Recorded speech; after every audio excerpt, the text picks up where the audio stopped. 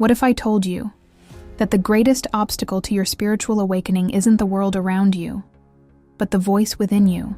That even as you meditate, read sacred texts, and speak of light and love, a hidden force quietly follows, wearing the mask of enlightenment itself. This force is the ego, refined, spiritualized, and more deceptive than ever before.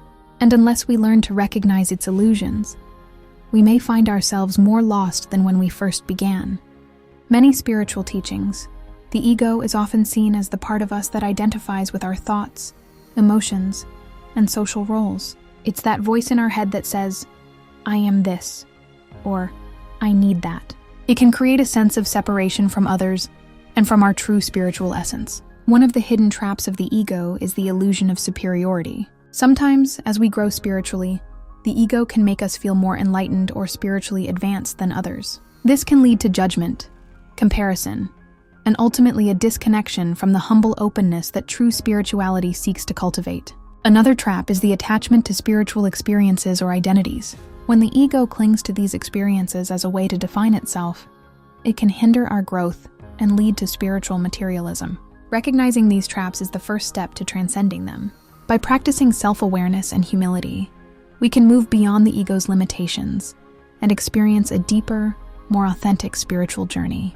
In this episode, we're diving deep into the silent sabotage of the spiritual ego, how it creeps into our practice, disguises itself as progress, and traps us in a loop of self-deception. If you've ever wondered why the more you know, the less peace you sometimes feel, stay with me. This could be the key that unshackles your inner freedom, once and for all. The ego doesn't die when we start our spiritual journey, it evolves. It swaps its worldly costume for robes of wisdom. It no longer seeks wealth or power. It seeks validation through spiritual superiority. It whispers, "You are more awakened than they are." In ancient mystery schools, initiates were warned, "He who believes himself to be wise knows nothing yet." True awakening is marked by humility, not hierarchy. For example, ask yourself, am I sharing wisdom to serve or to be seen? Or am I searching acceptance to fit in? These are just some examples of the traps that can lay out in your path to evolution.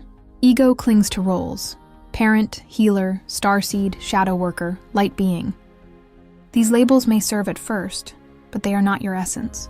Osho once said, "The moment you have a conclusion about yourself, you've stopped growing."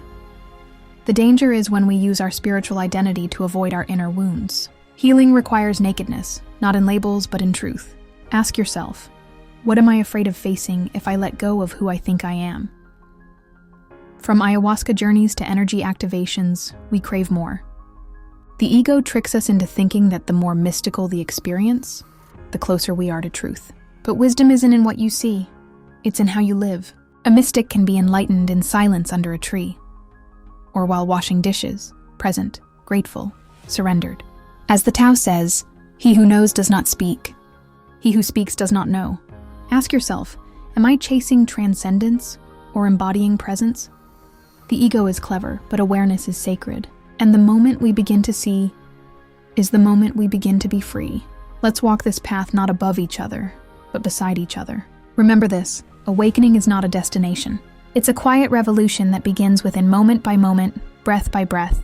True spirituality doesn't make you more. It makes you less attached, less reactive, less separate. And in that sacred emptying, you become the vessel through which light pours into the world. Here are some ego traps you want to watch out for as you interact.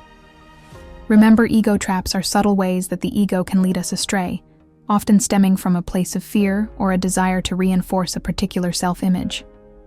Recognizing them is the first step to avoiding them. Here are some common hidden ego traps you'll encounter. Need to be superior.